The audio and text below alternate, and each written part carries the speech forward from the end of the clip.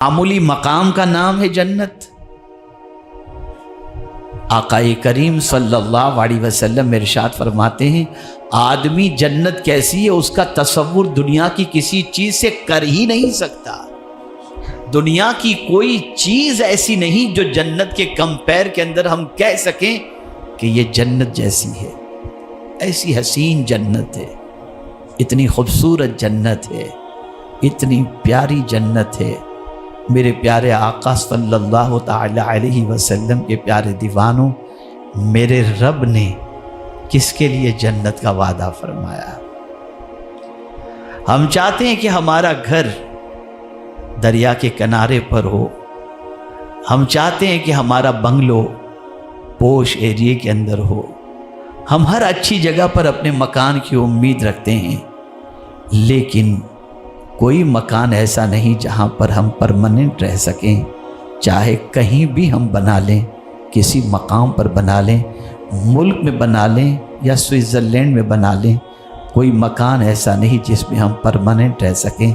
लेकिन जन्नत वो जगह है कि जहाँ एक बार चले गए तो फिर निकाले नहीं जाएंगे, न वहाँ मौत आएगी न वहाँ से निकाले जाएंगे। कुरान कहता है खालिदीन फीहा अबदा, हमेशा के लिए ठहरने की वही जगह है। अल्लाह वाले बड़े होशियार थे, रहते थे झोपड़े के अंदर, लेकिन जानते थे कि जन्नत मिलने वाली है ना, तो वो उसकी फिक्र में लगे रहते थे कि यार यहाँ तो परमानेंट रहना नहीं, जहाँ परमानेंट रहना है वहाँ तो घर होना चाहिए, वहाँ तो मकान होना चाहिए, वहाँ तो बंगलो होना चाहिए, वहाँ तो महल होना चाहिए। तो फिर वो कुरान में तलाश करते थे कि ज़रा देखें कौन सी चीज़ हम अपनाएं जिसकी वजह से हमें जन्नत मिले।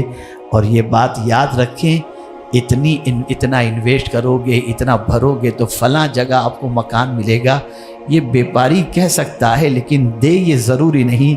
लेकिन मेरा रब अगर कह दे ये करोगे तो मैं जन्नत दूंगा, तो वो अपना वादा पूरा करके ही रहेगा।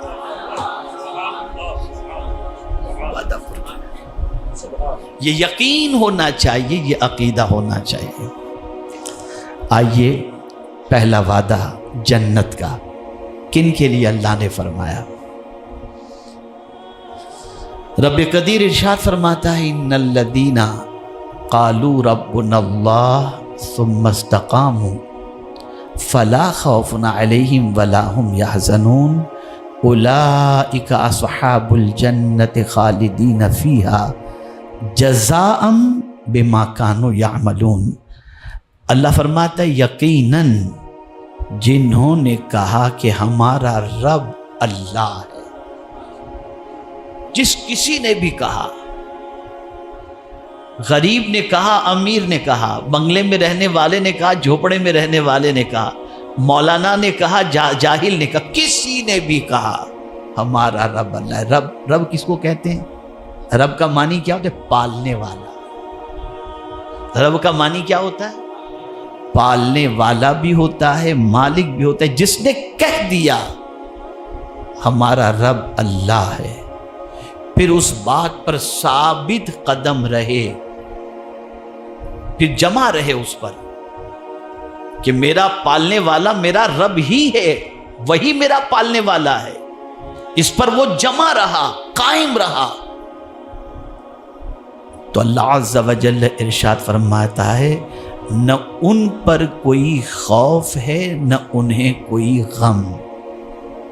ये पहला वादा दुनिया के लिए हो गया, उन्हें कोई खौफ नहीं। अब मैं आपको थोड़ा सा इसको एक्सप्लेन करूं तो बात समझ में आएगी। देखिए, पालने वाला बाप भी होता है, पालने वाली माँ भी होती है, लेकिन बड़ा फर्क है पालने वालों के अंदर। माँ पालती है एक मुद्दत तक, बाप पालता है एक मुद्दत तक, फिर उस मुद्दत के बाद मामला चेंज हो जाता है। वही बच्चा जिसको बाप ने पाला था, वही बच्चा फिर बाप का ख्याल रखने वाला बन जाता है। वही बच्चा जिसे माँ ने पाला था, वही बच्चा माँ की देखभाल करने वाला है। फिर माँ भी चली जाती है और बाप भी चला जाता है। لیکن اے میرے رب تیری عظمتوں پر قربان، تیری شان یہ ہے نہ تو جانے والا ہے، نہ موت تجھے آنے والی ہے، اور نہ تو کسی کا محتاج ہے۔ تو ایسا پالنے والا ہے کہ جب کچھ نہ تھا تب بھی سب کو تو ہی پالنے والا تھا، اور سب کا پالنے والا تو قیامت تک ہی نہیں ہمیشہ سے ہے اور ہمیشہ رہے گا۔ دوسری چیز، اگر کوئی پالنے والا ہے تو اس کا خزانہ ختم ہو جائے، بیٹا تمہارا انتظام تم خود کر لو، لیکن اے میرے کریم تیری عظمتوں پر قربان، تیرے خزانے کو کبھی زوال ہے ہی نہیں۔ تیرے پاس تو اتنا خزانہ ہے کہ نہ ختم ہونے والا خزانہ۔ تو پالتا ہے تو سمندر میں مچھلیوں کو پالتا ہے، چونٹیوں کو بل میں پالتا ہے، اور جنگلوں میں جانوروں کو پالتا ہے، پہاڑوں کے اندر جانوروں کو پالتا ہے۔ جو جہاں بھی ہے وہاں تو پالتا ہوا ہر ایک کو نظر آتا ہے۔ اس پر جم جاؤ۔ اسی لیے میں آپ کو بتاؤں، قرآن مقدس کے اندر انبیاء کرام کی جتنی بھی دعائیں آپ کو ملیں گی وہ رب بنا ہی سے ملیں گی، رب بنا ہی سے ملیں گی۔ اے ہمارے پالنے والے، اور وہ ایک کو پالنے والا نہیں، الحمدللہ رب العالمین، سارے عالم کو پالنے والا اللہ عز و جل ہے۔ میں اس لیے تھوڑا سا اس کو ایکسپلین کیا کہ آپ صرف پالنے والے پر اٹک نہ جائیں۔ آپ جب اپنے رب کی شان اس انداز سے دیکھیں گے نا تو پھر آپ کی توجہ یہی رہے گی، ارے میرا پالنے والا جب اللہ ہے تو ادھر ادھر کیوں دیکھوں، میں اسی پر کیوں نہ جم کر کے بیٹھ جاؤں۔ اب اگر کوئی اس پر جم گیا تو سب سے پہلی چیز، اس کو کوئی خوف نہیں ہوگا، اسے کوئی غم نہیں ہوگا، اور پروردگار ارشاد فرماتا ہے وہ اہل جنت ہیں جو جنہوں نے کہا اللہ ہمارا رب ہے، اس پر وہ قائم رہے، تو اللہ فرماتا ہے وہ جنت کے حقدار ہو گئے۔ اور جنت کیسی ہے؟ اور جنت میں کیا ٹیمپرری وہ جائیں گے؟ نہیں، اللہ فرماتا ہے ہمیشہ رہیں گے۔ یہ کس وجہ سے ہے؟ یہ ان کے اعمال کا بدلہ ہے۔ کون سا عمل؟ انہوں نے کہا اللہ ہمارا رب ہے، پھر اس پر جم گئے۔ میرے پیارے آقا صلی اللہ علیہ وسلم کے پیارے دیوانوں، اب آئیے اللہ عز و جل نے ایک اور مقام پر جنت کا وعدہ فرمایا، اس کے لیے کسی اور صفت کا ذکر اس نے فرمایا۔ قرآن مقدس میں اگر آپ دیکھیں تو بہت سارے مقامات پر تفصیل کے ساتھ کہیں کسی چیز کا ذکر ہے، کہیں بہت شارٹ کے اندر ذکر ہے، لیکن وعدے جو کچھ اس نے جس عمل کی بنیاد پر فرمائے ہیں وہ ان سارے وعدوں کو پورا کرنے والا ہے، اس لیے کہ اس نے واضح لفظوں میں فرما دیا اللہ سے زیادہ وعدہ پورا کرنے والا کون ہے۔ اب آئیے دوسرا وعدہ اس کا جنتی سے متعلق، کس کو وہ جنت، یہاں تو لفظ وعدہ استعمال اللہ عز و جل نے بیان فرمایا۔ ایک اور مقام پر ارشاد فرمایا وعد اللہ المؤمنین والمؤمنات جنات تجری من تحتها الانہار خالدین فیہا ومساکن طیبۃ فی جنات عدن ورضوان من اللہ اکبر ذالک هو الفوز العظیم۔ اللہ تعالیٰ نے مسلمان مردوں اور مسلمان عورتوں کو باغات کا وعدہ کیا ہے۔ جو مسلمان ہیں، اب آپ کہیں گے میں مسلمان ہوں، میں مومن ہوں، تو میرے پیارے آقا صلی اللہ علیہ وسلم کے پیارے دیوانوں، اصطلاح شریعت کے اعتبار سے یقیناً ہم مسلمان ہیں، لیکن اگر ہم دیکھیں کہ کامل مسلمان ہونے کے جو اوصاف اللہ کے رسول صلی اللہ علیہ وسلم نے بیان فرمائے، کیا وہ ہمارے اندر ہیں؟ ہم اسے اپنے اندر تلاش کریں۔ آقا کریم صلی اللہ علیہ وسلم نے ارشاد فرمایا المسلم، مسلمان وہ ہے جس کی زبان اور ہاتھ سے دوسرا مسلمان محفوظ رہے۔ یہ حضور نے مسلمان کی تعریف فرمائی۔ مسلمان کبھی اپنی زبان اور اپنے ہاتھ سے دوسرے مسلمان کو تکلیف پہنچاتا ہی نہیں، بلکہ مسلمان کی وجہ سے دوسرا مسلمان ان چیزوں سے محفوظ رہتا ہے۔ یہ مسلمان کی تعریف۔ جب ہماری زندگی کے اندر کمال اسلام پیدا ہو جائے گا تو اللہ عز و جل نے ارشاد فرمایا کہ مرد ہو یا عورت، لیکن ہو اگر مسلمان تو اللہ نے باغات کا وعدہ کیا ہے۔ جنت کے معنی باغ کے بھی ہوتے ہیں، تو باغات کا وعدہ کیا ہے جس کے نیچے نہریں جاری ہیں۔ سبحان اللہ، یہ بیوٹیفل منظر، اللہ اکبر، نیچرل بالکل۔ آج آدمی سمندر کے کنارے جا کر بیٹھتا ہے، نہروں کو دیکھتا ہے، آنکھوں کو ٹھنڈک پہنچتی ہے، ہل اسٹیشن پر جاتا ہے، جھرنے دیکھتا ہے، کوئی نائگرا فال دیکھنے کے لیے کینیڈا اور امریکہ جاتا ہے، اور یہ ساری چیزیں، وہ بہتے ہوئے جھرنے انسان کو بہت اچھے لگتے ہیں۔ تو میرا رب انسان کی فطرت کو جانتا ہے کہ میرے بندوں کے اندر میں نے کیا چیز کو اچھا سمجھنے کی صلاحیت رکھی ہے اور وہ کس چیز کو بیوٹی سمجھتے ہیں۔ تو اللہ عز و جل نے اس جنت کی خوبصورتی کا تذکرہ فرمایا، ایسے باغات میں اللہ عز و جل ہمیں رکھے گا جس باغات کے نیچے نہریں بہہ رہی ہوں گے۔ اور پھر فرمایا میرے بندو گھبرانا نہیں، یہ ٹیمپرری تم وہاں نہیں رہو گے، اللہ فرماتے ہیں ان میں ہمیشہ رہیں گے، ان میں ہمیشہ۔ اور پاکیزہ مکانوں کا وعدہ بسنے کے باغات میں، یعنی جو باغات ہوں گے، جو گارڈن ہوگا، اس میں پاکیزہ مکانات ہوں گے۔ اللہ ان پاکیزہ مکانات کے اندر رکھنے کا وعدہ فرما رہا ہے۔ باغات بھی ہوں گے، پاکیزہ مکانات بھی ہوں گے، نہریں بھی ہوں گی۔ یہ ساری چیزوں کا وعدہ کوئی اور نہیں کر رہا، یہ وہ وعدہ کر رہا ہے جس سے سچا وعدہ کرنے والا کوئی دوسرا ہے ہی نہیں۔ وہ وعدہ فرما رہا ہے کس کے لیے؟ جو ایمان والے۔ یہاں سے ایک بات سمجھ میں آئی کہ اللہ سے ہمیشہ دعا کیا کرو، اے اللہ ایمان پر زندگی دے اور ایمان پر موت نصیب فرما، تاکہ ایمان پر خاتمہ ہو تو اللہ تعالیٰ کی ان نعمتوں کے ہم حقدار بن جائیں۔ اب یہیں پر اکتفا نہیں فرمایا، آگے جو فرمایا اسے بھی سماعت فرمائیں۔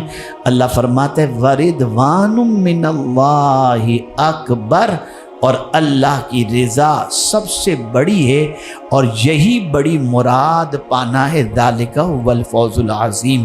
اللہ کی رضا سب سے بڑی ہے۔ ہم اس کو خوش کرنے کی فکر، اس کو خوش کرنے کی فکر، اس کو راضی کرنے کی فکر، تو قرآن کہتا ہے نہیں، سب سے بڑی چیز یہ ہے کہ تمہارا رب تم سے راضی، اس کی فکر کرو، اس لیے کہ جنت کوئی نہیں دے سکتا، جنت کا مالک بھی وہی ہے، جنت کا خالق بھی وہی ہے، اس لیے اس کو راضی کر لو۔